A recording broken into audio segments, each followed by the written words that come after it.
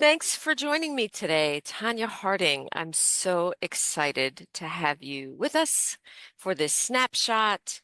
And I would love if we could kick this off, if you would just tell us a little bit about you, where you live in the world, and a little bit about what you love to do.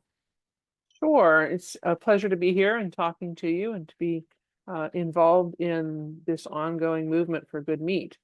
I am a long follower of the Good Meat Project and have been involved for years. I live just outside of Portland, Oregon in Beaverton, so one of the suburbs, and I'm a consumer and sometimes producer of meat. I have been interested in production of my own food since high school, when I had to figure out whether or not I was going to continue to eat meat because people were suggesting one shouldn't. So I started my meat education back then and have been deeply involved in acquiring and cooking my own food since then. And my day job is as a lawyer in intellectual property law, so patent law. My outside of day job hobbies include helping to manage and run a cat charity nonprofit called Meow Village, but also growing our own food in our backyard, making our food from locally sourced meats and other products. How do you define good meat? Okay, so I define good meat as meat that is humanely raised, so the animals are well cared for. What I've always thought of and what was discussed with me originally was you're looking to be working with meat that's only had one bad day in its life. So it had a wonderful life. It lived well right up until the point where it was humanely slaughtered.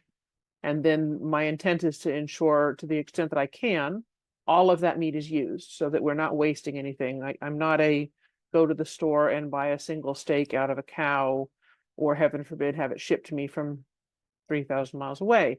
So for me, locally sourced, humanely sourced, and use everything you can. And that means, from my standpoint, educating myself on how to use the parts of the animals that I was not familiar with when I was growing up.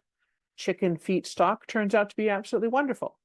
I love it and use it for all sorts of things. All of the bones I make stock out of in the animals that we're involved with having harvested for us. I buy what I guess is still called freezer meat sometimes. I buy quarter and half animals from local farmers and ranchers and keep it in freezers over the year as I eat through it. My hope is that I'm always buying meat that was grown relatively close to me.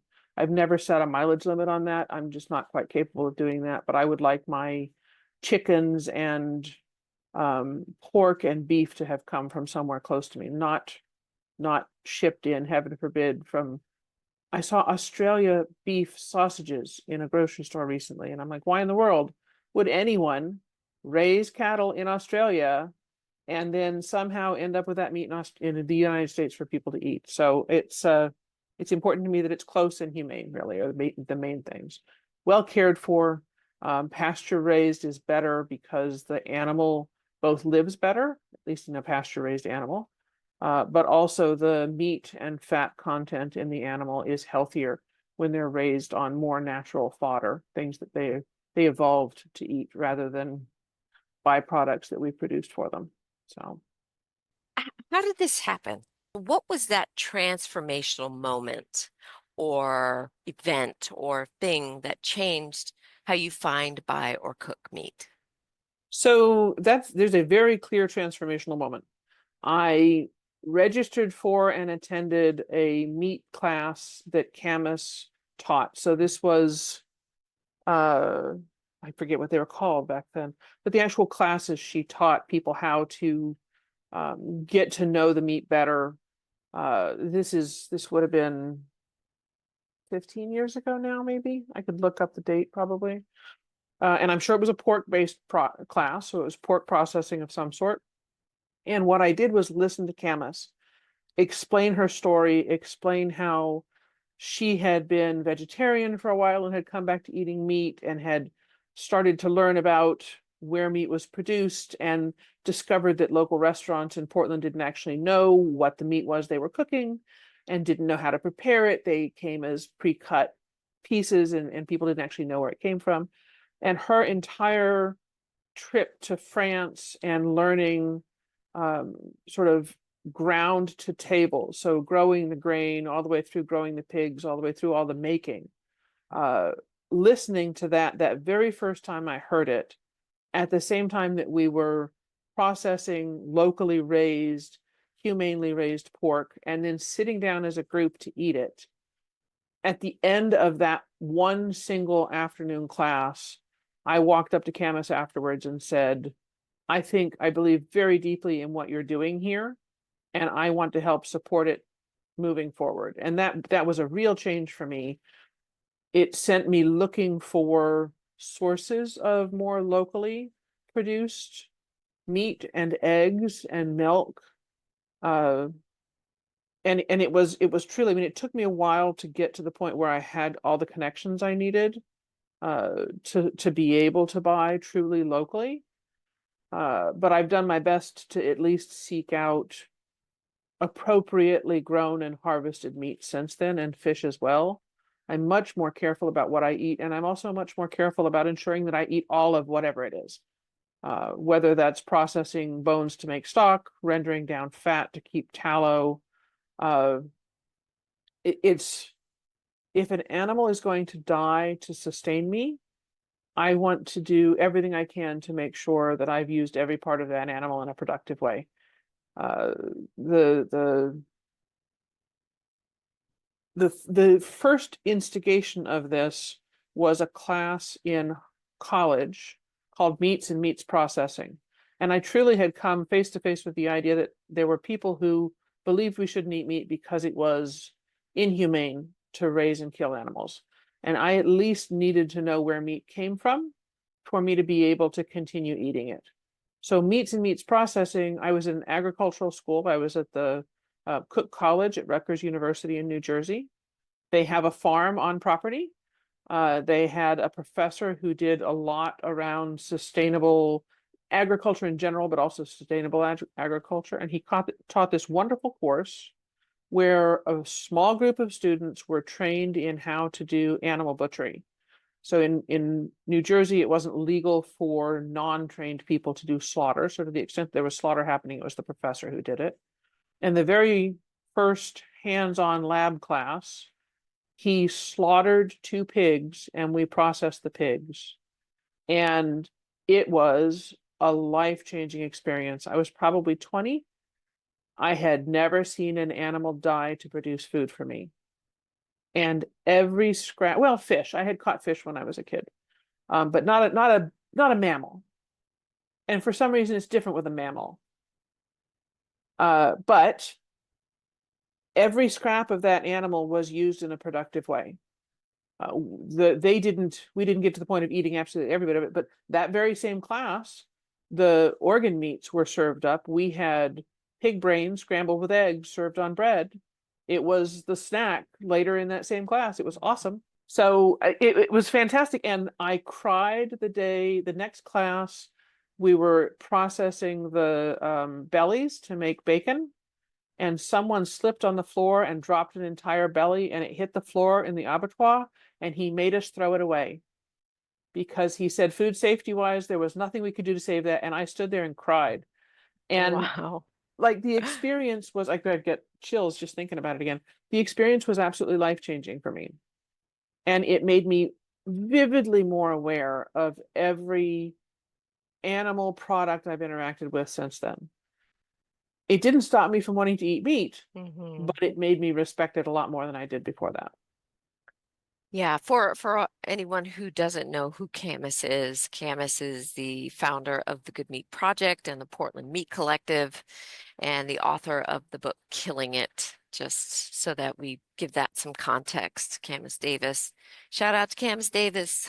Why is it so important to you? I think in part because food is an absolutely fundamental aspect of life. Everyone must eat. And it's an impact that we have on the world that we will always have as humans. We will always have some sort of impact on the world. Whatever we eat, however it's produced, has an impact. A little bit more context on me. I have always been focused on agriculture. It has always been my aim for a career, more when I was a kid because my parents both planted gardens and we had lots of houseplants. So my formal study, my undergraduate degrees in plant biology, I was going into genetic engineering in agriculture on the plant side. So food has always been a focus, and where we get food and how we produce food and what kind of impact it has on the world around us. So when my eyes were open to the idea that meat has not just such an impact on each individual that eats it, but on the animals that it's being produced from, that once again was a I was no longer looking at meat as chicken thighs on a piece of white styrofoam wrapped in plastic at the grocery store, which we'd certainly bought plenty of when I was a kid. I was looking at meat as a dozen chickens that were sacrificed for us to have 2 dozen chicken thighs because that's the way it is. You only get that from an animal. Uh, and the impact on the world for what we are currently doing with agriculture is astonishing. I mean, there's so many places where agriculture contacts the human world and vice versa.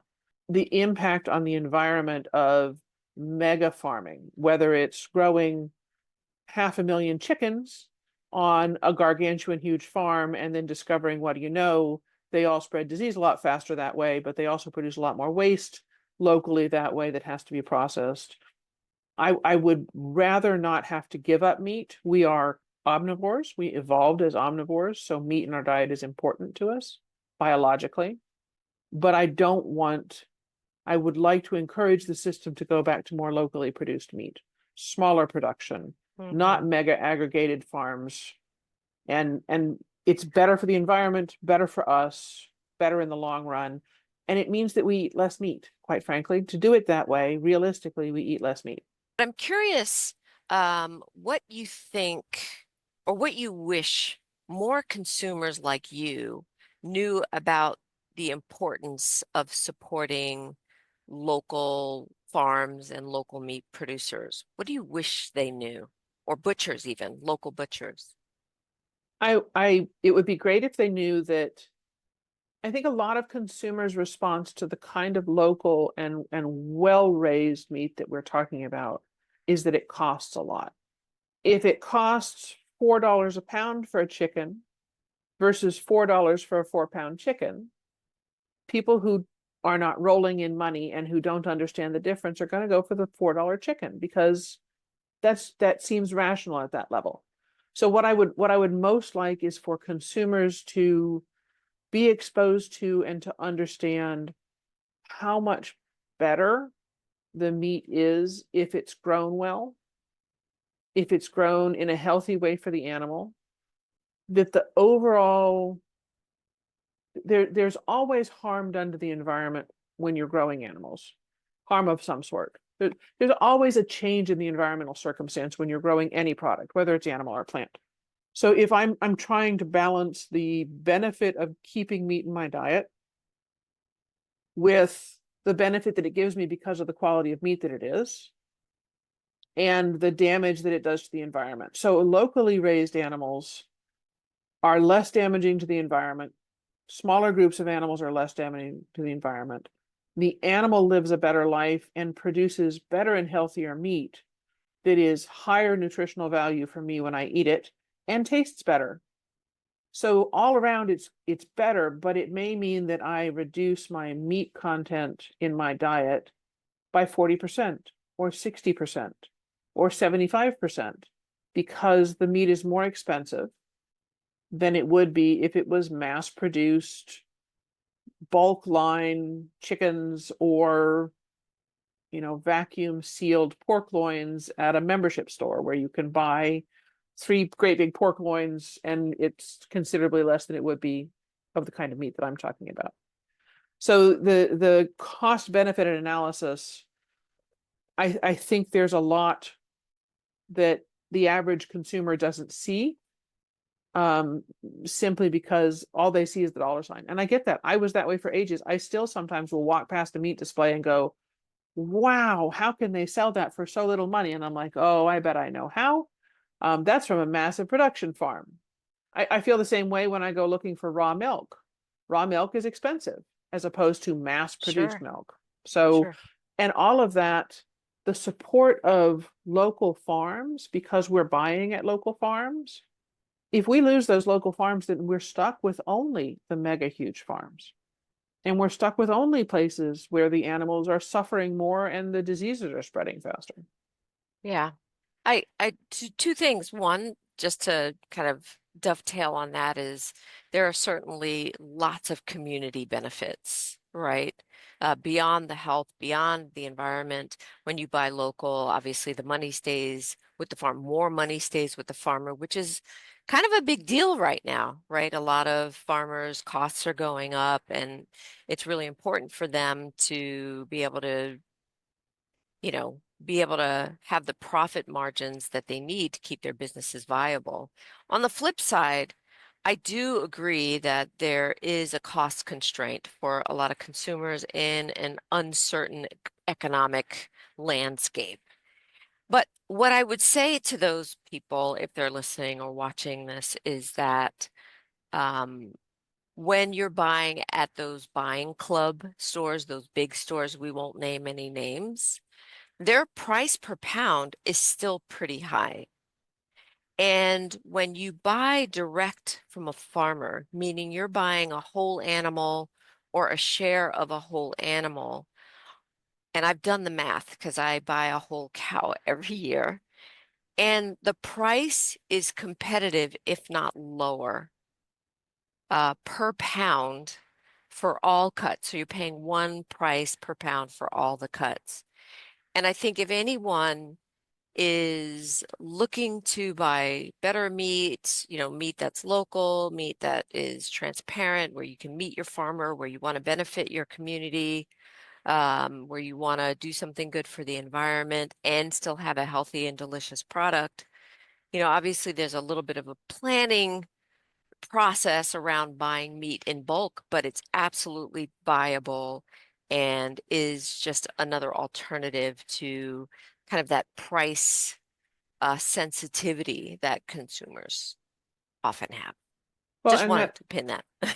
that also reminds me that one of the both challenges and pleasures of buying a quarter animal or a half animal or a whole animal is you do get all of the cuts. And you have the option if you're working with a butcher to have let's say you have no idea what to do with beef outside of steak. The rest of the animal can technically be ground up as hamburger. But to me, it's so much more fun to learn how to cook, to slow braise, to make ossobuco, I had great fun. I now make beef heart bolognese. And Yum. my husband was not amazingly thrilled with the idea of organ meats. And I made beef heart bolognese and didn't tell him. I just said it was beef bolognese. And his comment was, "This is the most amazing beef flavor I have ever had in my life." And I'm like, "Yeah, it's one of the best muscles in the cow. It works hard all the time. It's incredibly flavorful. I grind it just like I'd grind beef for some of my bologneses otherwise. It's fantastic." So I wouldn't have ever learned that if I wasn't buying animal shares. I love that because that was my next question. What's your favorite thing to cook or your favorite cut or something you eat regularly? I too love organ meats, and I think I want to get that recipe. I think people who will read the Season of the Eater Journal would love that recipe All right. if you I want to will share it. I'm happy to share. I'm a pinch and handful kind of person, but I'll come up with some numbers so that people can follow them. Perfect. Because I would It like to try it because I get a heart from my whole share as well, and I would love to try that. Yeah, it's absolutely fantastic. It's I mean, I have a friend who raw feeds meat to her dogs and she takes Yeah. our kidneys because I have no interest in kidneys, but her dogs love them. So if I get a large chunk of something, like if I get a brisket, if I'm Hmm. blessed out of out of an animal to get a brisket, we'll cure that and smoke it. I make my own bacon when I can get a pig belly, and it's fantastic. I kind of use a an adaptive copa cure for my Mm, bacon. So it's a hmm little more exotic than most people are used to. It's got bay leaves in it, I think is what makes it different, like really different, and juniper berries. So it's a really excellent flavor, I think. And then it becomes very treasured bacon. It's not the sort of thing that you would, make into bacon bits and put somewhere, but it's really good bacon. It kind of depends on what comes across my sourcing. I hmm for a while had access. We have my sister-in-law was raising sheep, lamb. And so I had a lot of lamb shanks. And we did a lot of slow cooked lamb shanks with various seasoning mixes. And it's great winter food. And I quite often cook a rather large batch of something, and then package it and, either can it or seal it and freeze it. So um, it's more efficient for me that way. And then I have it when I need it. Okay. I was going to ask you the last question, but you just said something that I think is really important to consumers and eaters specifically. This is something that I do a lot as a producer, but I really would love for you to talk more about canning. Meat preservation, why you do it. Is it just for the love of canning? Is it for food security? Is it like an old tradition that you're carrying forward? Like what? And then what are some of the things that you have canned? So I will say there is an element of tradition from my family because both of my grandmothers canned food. I can, as we talk about it, I can smell my mother's house down in Tennessee making spiced peaches and candied apple rings. So there's a history. We don't have either of those recipes, unfortunately. It's really sad. And my father's mother tended more towards canning vegetables. So I've got a history of that sort of thing. But I had done lots of jams and jellies and things because we have access to wild blackberries, or we have access to our own berries, or an apple tree is producing more stuff than we can eat as fresh apples, and I don't want to waste it. So I've long preserved fruits in order to have a longer season with the fruit. I've done Right. the same with vegetables too, but with hmm meat, it actually came about because if I get a whole pig carcass, and I do a lot of boning things. I do my own butchery. Thank you, chemist. And it fits better in the freezer if I take the bones out most of the time. So I do a lot of boned out to freeze. But that means I end up with half a pig of bones. And I'm not going to waste that. So they get roasted and they get made into stock. I used to freeze my stock. That takes a lot of room in the freezer. So Yes. in comes the pressure canner because I can pressure can Yeah. stock and keep it on the counter, Yeah. on the shelving system. Yeah. Same with I started to make some soups. Like if I get a pig's head, I make pozole. It's awesome. And I make a big batch full on, and we can that, and it's fantastic. And we're so sad when we run out. Uh Wow. It's awesome. I've made both red and green pozole, and it's incredible. I love hominy in it. I love the Wow. flavors. You talk about things I like to cook. It's fairly rare for me to get access to a pig's head. I haven't gone seeking them out, but I absolutely love making pig head soup, basically. So, and we've done a lot of canning of stocks and canning of non-cream, non-thick soups and stews, basically, for space constraints. I mean, I do the same thing with tomatoes. Our tomatoes become either tomato sauce or tomato juice or something, and we can dozens of quarts of stuff. Is it for food security and preparedness? No, it's normally to not waste an abundance of what's available to me at the time. Yeah. Great. Well, uh, I'll have to let you know if there's any pig heads available because I think I need to taste your pozole. Happy to do Uh, that. I've had the pleasure of eating at your home and it's been delicious. But I'm curious. And this is the last question. What's one of the biggest challenges that you're currently facing as a good meat advocate? Well, I think the biggest challenge is to the ex I try to be careful about proselytizing because I proselytize enough about cats and the rescuing of cats that I also proselytize about eating better meat. And what I tend to want to say to people is has an economic impact on them because it's encouraging them to eat things that cost more and therefore they can only have less of it because there's a finite resource in the world. So I educate as well as I can with, this is a meat that costs less per pound, but if you cook it this way, it's just as tender as that steak over there that you thought you wanted. So I talk about that when I host people for meals. Mm, It really is, I think, the balance between what's good and what's inexpensive is really an ongoing thing for people. It really is. And I have some very good friends who are on very limited income, and they're like, look, we just have X number of dollars a month. And in one case, they're actually simply largely cutting meat out of their diet completely because it's so expensive. But the other one's like, if I want to go and buy a bulk pack of something from a membership store, I'm going to do that because that way I can feed my family on a bulk pack of food and it costs less. And so that's the trade-off that's difficult. And I understand that, especially right now as prices are still going up and the world seems so unpredictable. The other problem, quite frankly, is we can't grow local sustainable meat if we don't have local sustainable slaughterhouses or slaughter facilities or people who come onto the farm or ranch and will do the slaughter for you.